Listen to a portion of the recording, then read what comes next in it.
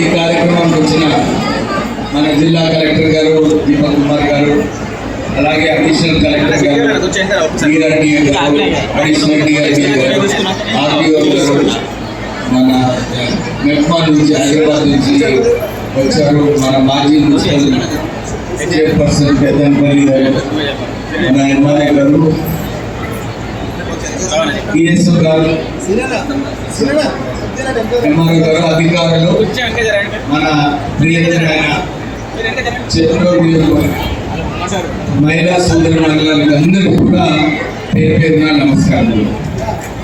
ఈరోజు డిఆర్డీఏ గారు చాలా చక్కటి ప్రోగ్రాం పెట్టారు. మహిళలందరూ కూడా స్టేజ్ పైన వచ్చి వారి ఎక్స్పీరియన్సెస్ ఏదైతే ఉన్నాయో, మహిళా శక్తి ఏందో వారి ఈరోజు నిరూపించడం జరిగింది.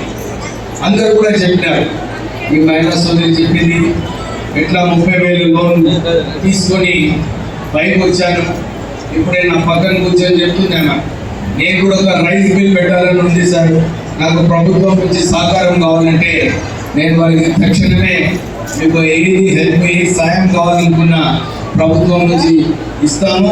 ఎందుకంటే మహిళలు రైస్ బిల్ నడిపించడం అంటే చాలా కష్టమైన విషయం, కానీ ఆమె ధైర్యం చేసి ముందుకు వస్తుంది, ఆమెను ఎంకరేజ్ చేసే అవసరం ఉంది. డెఫినెట్లీ వారికి రైస్ బిల్ పెట్టడానికి మనం సపోర్ట్ చేస్తాం. ఇప్పుడే ఆయన ఇంకో సోదరి మరి ఆయన కూడా చెప్పింది, సార్ నాకు 50,000 రూపాయల లోన్ మొదలు తీసుకున్నాను, తర్వాత మెల్లమెల్లగా నేను నా బిజినెస్ పెంచుకొని చాలా సంతోషంగా ఉన్నానని చెప్పి మరి ఆమె చెప్పడం జరిగింది. ఇప్పుడే కలెక్టర్ గారు చెప్పారు, నేను మెదక్ డిస్ట్రిక్ట్ ఇన్ఛార్జ్, అక్కడ పోయినాను, ఇక్కడ మన దగ్గర కూడా మహిళలందరూ కూడా పెట్రోల్ బంక్ పెట్టుకోవాలని కూడా రాష్ట్ర ప్రభుత్వం సహకరిస్తుంది.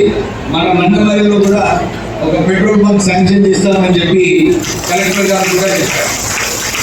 ఇప్పుడే మన మహిళలకు అందరికీ కూడా ఒక ఉపాధి కల్పిస్తున్నాం. స్కూల్ యూనిఫామ్స్ కట్టాలి, క్యాంటీన్స్ నడిపించాలి,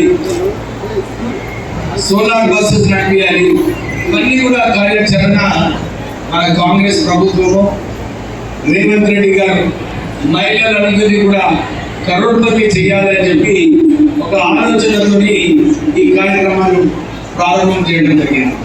మీరందరికీ తెలుసు, 2004లో రాజశేఖర రెడ్డి గారు కాంగ్రెస్ ముఖ్యమంత్రిగా ఉన్నప్పుడు వారికి ఆలోచన వచ్చింది, మనం ఈ సెల్ఫ్ హెల్ప్ గ్రూప్స్కి పావులావటి రుణాలు ఇవ్వాలని చెప్పి ఆ రోజులలో కాంగ్రెస్ ప్రభుత్వమే ఆలోచించి మీ అందరికీ పావులావటి ఇవ్వడం జరిగింది.